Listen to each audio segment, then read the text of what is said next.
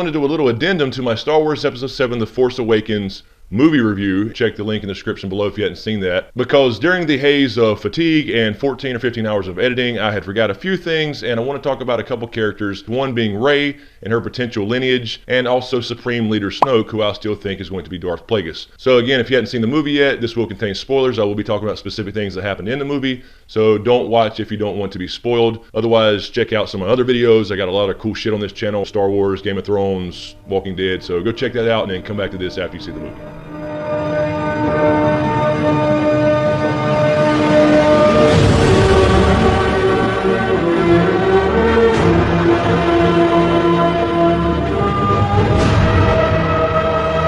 Okay, so first let's talk about Rey. So I had initially thought, like a lot of people thought, that Rey was going to be the twin of Kylo Ren and be Han and Leia's daughter. So anyway, it looks like J.J. Abrams and Disney went a different direction, and it's probably going to end up being Luke's daughter, and there's a few things that point to that. So let's talk about those really quick. First of all, you have the lightsaber that was Luke's down in the basement of Maz Kanata, and it seemed to call out to her. She started hearing voices.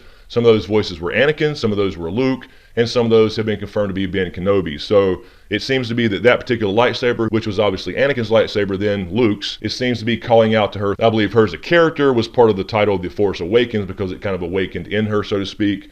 And also a reawakening in Luke. I think he's been gone for a while and perhaps disconnected himself from the Force in a way, and that's kind of awakens. But just the fact that this lightsaber kind of calls to her, and then she goes down there and she's drawn to it, and she touches it and has these force visions with those voices, I think that kind of points to her possibly being Luke's daughter. Another thing would be, in the trailers we heard the voiceover from Luke Skywalker giving the speech about, my father had it, I have it, my sister has it, now you have that power too. We didn't hear Luke speak a single fucking word of dialogue in the movie, but perhaps that was him talking to Rey. We may hear something very similar with him talking to her in episode 8 now that she's there on the island with him. And another thing I wanted to mention, I was talking about in the movie trailer review, is that I thought it was odd that her, and Finn for that matter, could just pick up a lightsaber and just start wielding it like she'd been doing it for a few years or had some training. Now Finn, again, I can partially understand because he was a stormtrooper and he probably learned a few things about fighting growing up as a stormtrooper, because it looks like the First Order simply takes people out of their homes when they're kids and they feed them all this bullshit growing up, and they never even give them names, they just give them numbers, which is where Finn got his name from, which was FN,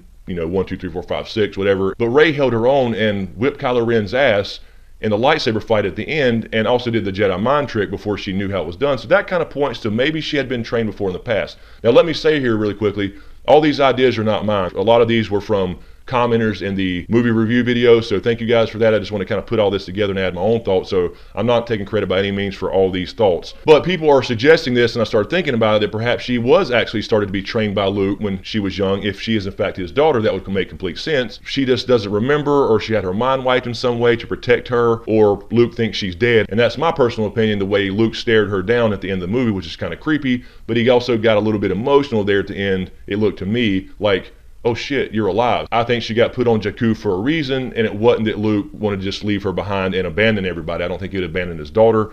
I think that Luke thought that she was probably killed. One thing that supports this is that Kylo Ren knew who she was, or at least he said, the girl I heard so much about, when he called up with her in the woods. That kind of leads to the theory that they had both started training as Jedi, and then Kylo Ren went dark, whether it was due to Snoke, and formed the Knights of Ren and killed the other Jedi. And of course she had the Force visions as well, where she saw the Knights of Ren killing people and there were bodies laying all around her. So to me that points to Kylo Ren and the Knights of Ren perhaps slaughtering all the Jedi that Luke had started training in the new Jedi Order. Another thing that simply points to this is that Kathleen Kennedy, the director of Lucasfilm under Disney, now has said that this will follow the Skywalker family. So we knew immediately that Kylo Ren was Han and Leia's son, Ben Solo, but Rey is still kind of that mystery, and of course, like episodes 4, 5, and 6, we didn't find out who Luke really was until Empire Strikes Back. So I think that's going to be the mirror there as far as Empire when episode 8 comes out, is that yes, Luke had a daughter, and Rey thought that her parents were somebody else, and she was left there waiting for them to come back, which they never were. And I believe that probably had a connection to the Max von Sydow character as well. He's the one who had the map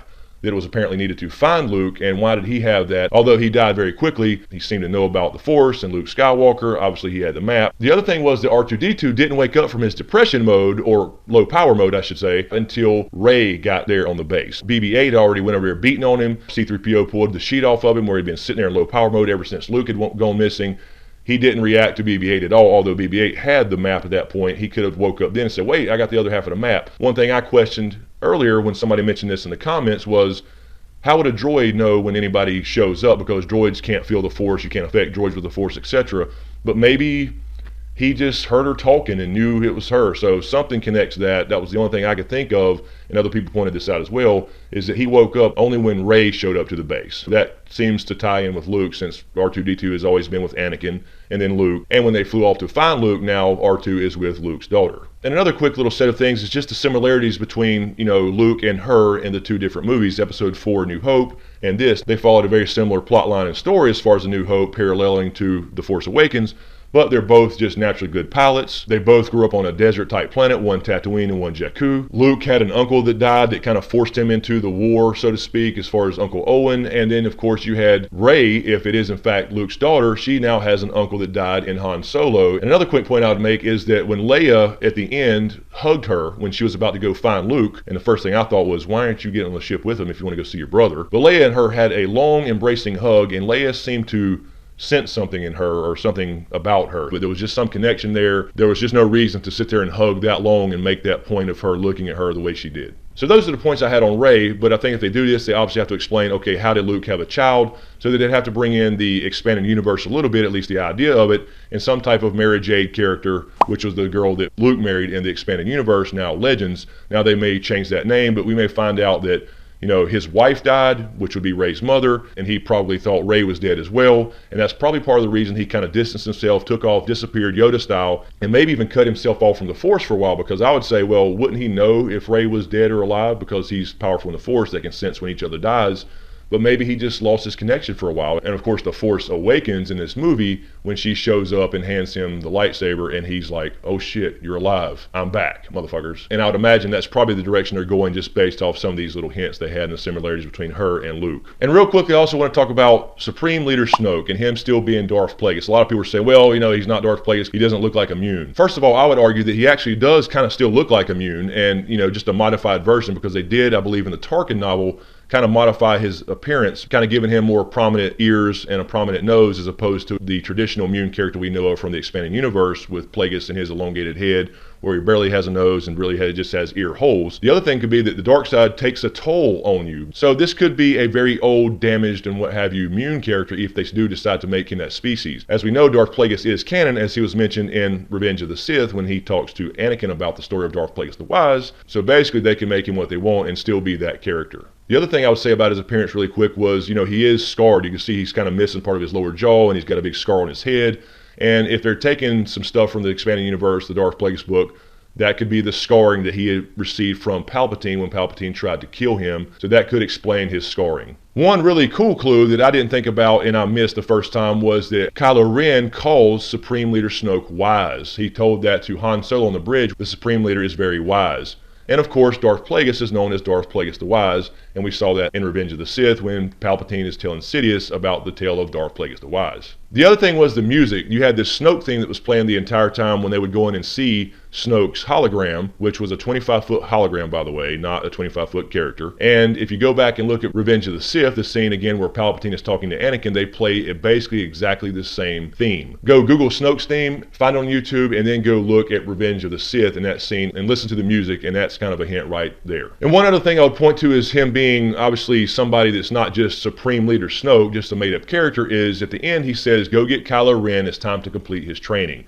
To me, that says, okay, I've been training him a little bit, but I really haven't told him the whole story. I'm going to use him while I can, but now it's time to reveal who I am, what's really going on, and who your grandfather is. This may actually lead into the theory that Snoke, or Plagueis, actually created Anakin. And that could be the next big plot twist, like it was in Empire Strikes Back when we discovered that Luke was, in fact, the son of Darth Vader. I mean, wouldn't it be a cool scene to see in Episode 8 if Snoke is sitting there with Kylo Ren and says, look, motherfucker, I'm the one that created your granddaddy. And one last point I would make would simply be that Neil Scanlon, I believe, was involved with the special effects in Episode 7, The Force Awakens. And he had said in a magazine before the movie came out that Snoke was 7 foot something tall and very thin. And of course, that would match the description of Immune perfectly. So that's all I have for this, guys. I just want to throw this out there really quickly because there's some things that I missed when I did the main movie review. And I appreciate all you guys in the comments that kind of brought some of this stuff up and made me start thinking about it a little bit more. And I went back and checked some things out, added a few thoughts of my own. I just want to throw this out there for you guys and for me as well so we can talk about it in the comments below. Let me know what you think. go edit in the comments. Also, I'm working on Blood Raven Part 2. I promise I'm really working on it. I'm actually editing it now. It will be the next video release for you Ice and Fire nerds and Game of Thrones fans. But in the meantime, you can click here for the actual full Episode 7 movie review video I just released yesterday. And also for you Star Wars nerds, you can click here for the History of the Jedi video I did a couple weeks back. And I have Part 1 and Part 2 of that, which goes along with my History of the Sith video, although it is expanding universe and not considered canon anymore, but fuck it, it's what I know. So anyway, you guys, thanks a lot. I really appreciate it. Go edit in the comments below. Don't forget to subscribe to get everything. Thanks for watching, and we'll see you next time.